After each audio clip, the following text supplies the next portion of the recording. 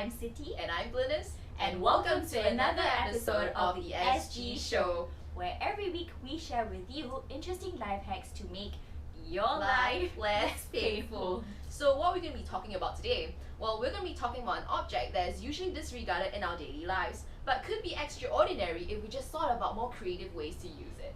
Well, yes, you'd usually see this object lying around in the weirdest places, but you won't actually pick one up unless you really need to use it. So, what is this mysterious object we're talking about? Exactly. We are talking about Rubber bands! So rubber bands are one of the most common things we see lying around. They can be used to tie our hair, to secure remote control covers, or to seal packets of unfinished potato chips. But do you know how rubber bands came about? Yes, I think they're made of rubber, isn't it? Which comes from rubber trees. But were they merely mistakes of invention, or did they really come into our lives to bring convenience? So now let us take a closer look into the history of rubber bands.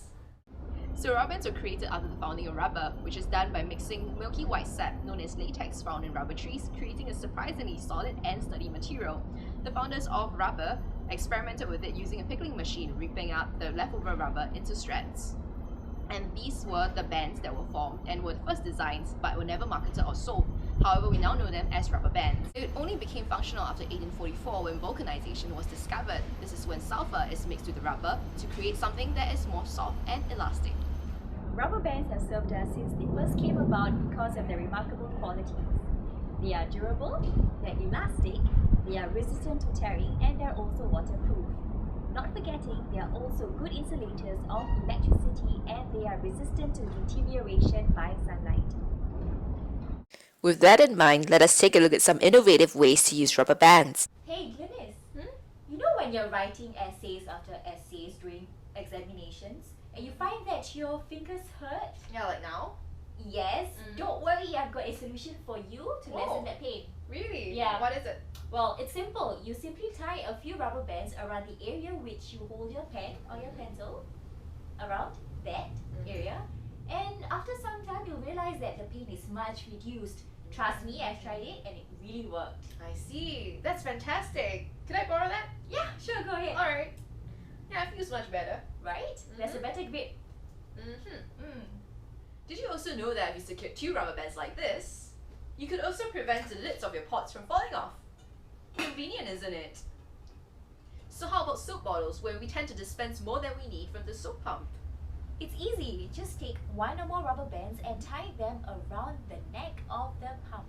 And that will control the flow of the liquid. Handy, isn't it? Yes, easy. So how about girls' problems? So we tend to have spaghetti straps whereby our clothes slip off like this. And what you can do is you just secure a bunch of rubber bands on the ends of your hangers, and guess what? Your clothes will not slip off anymore. Amazing! I never thought of that.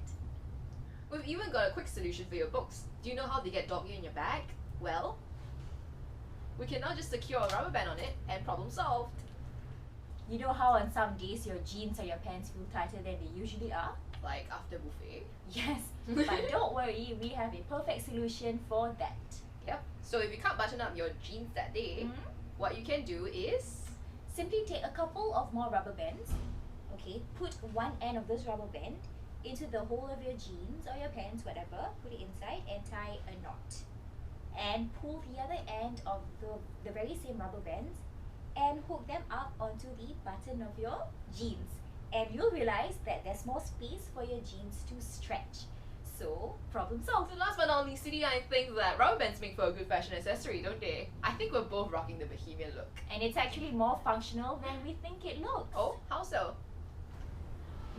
See, now you can stay connected to your loved ones all the time. So you better start to appreciate your rubber band starting now. So that's all for today's episode, and we hope that you have learned more about rubber bands. Also, we hope that you now appreciate rubber bands more. Yep, and if you like this video, please remember to like, subscribe, and share. That's all. Bye! Camera rolling, 3, 2, 1. Do you also know that if you connected two rubber bands like this, you could secure lids on a pot so that your lid doesn't... Oh, ironic. That is a blooper. That is a blooper.